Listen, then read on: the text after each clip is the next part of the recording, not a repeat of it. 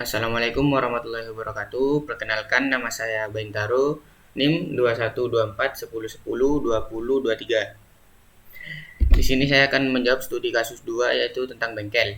Soal pertama, identifikasi entiti dan atribut. Entiti yang pertama, kendaraan.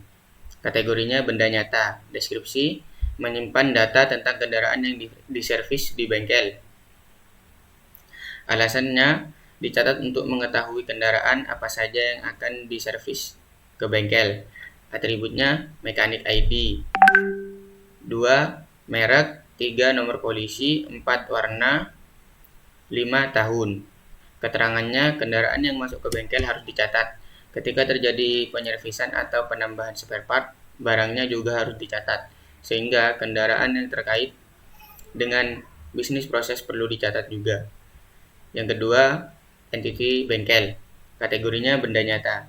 Deskripsinya menyimpan data tentang item barang dan peristiwa yang terjadi di dalam bengkel. Alasannya, dicatat untuk mengetahui proses yang terjadi di bengkel dan barang yang digunakan. Atributnya ID bengkel, nama bengkel, alamat bengkel, dan nomor telepon bengkel.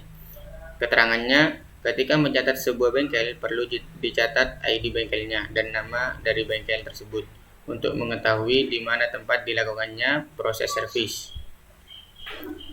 Yang ketiga, transaksi. Kategorinya peristiwa. Deskripsinya menyimpan data tentang transaksi yang terjadi di dalam bengkel. Alasannya, dicatat untuk mengetahui proses yang terjadi di bengkel.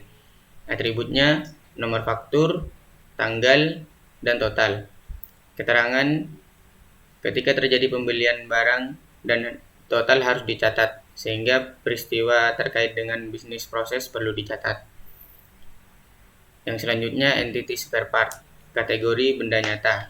Deskripsi menyimpan data tentang item spare part menyimpan data tentang item spare part milik bengkel. Alasannya, dicatat untuk mengetahui barang yang terkait dengan proses transaksi. Atributnya ID spare part, nama spare part, kuantum, harga. Keterangan, ketika mencatat sebuah spare part, perlu mencatat ID dan kuantum. Entiti pemilik bengkel. Kategorinya benda nyata. Deskripsinya menyimpan data tentang orang yang bertanggung jawab atas bengkel tersebut. Alasannya, dicatat untuk mengetahui siapa yang bertanggung jawab atas bengkel tersebut. Atribut ID pemilik, nama, alamat, dan nomor telepon. Keterangannya, ketika mencatat seorang pemilik bengkel, perlu mencatat ID dan namanya. Tidak perlu menuliskan nama bengkel karena bengkel merupakan entiti tersendiri. Entiti pemilik kendaraan. Kategorinya benda nyata. Deskripsinya menyimpan data tentang orang yang bertanggung jawab atas kendaraan tersebut. Alasannya, dicatat untuk mengetahui siapa yang bertanggung jawab atas kendaraan tersebut. Atribut ID pemilik, nama, alamat, dan nomor telepon. Keterangannya, ketika mencatat seorang pemilik kendaraan, perlu mencatat ID pemilik, mekanik ID, dan nomor telepon. Entiti yang terakhir, pegawai. Kategorinya benda nyata. Dicatat untuk mengetahui siapa yang bertugas saat proses transaksi berlangsung. Alasannya dicatat untuk mengetahui siapa yang bertanggung jawab atas mengelola proses transaksi. Atributnya ID pegawai, nama, alamat, dan nomor telepon. Keterangannya, ketika mencatat seorang pegawai perlu mencatat ID pegawai dan namanya sebagai penanda untuk setiap proses transaksi. Soal kedua, identifikasi entiti dari multi value atribut dan redundant atribut. Atribut merek termasuk redundan, atribut warna termasuk redundan, nama spare part termasuk redundan. Soal ketiga, catat atribut yang tidak bisa dimasukkan ke entiti yang ada. Nama atribut, kondisi kendaraan. Entitinya kendaraan. Alasannya, menyebabkan multi value atribut pada tahun pembentukan, karena di satu pelanggan bisa jadi banyak kebutuhan yang akan diperbaiki pada kendaraan. Soal keempat, penentuan primary UID dan secondary UID setiap entity. Entiti kendaraan daftar UID-nya nomor polisi dan merek. Artificial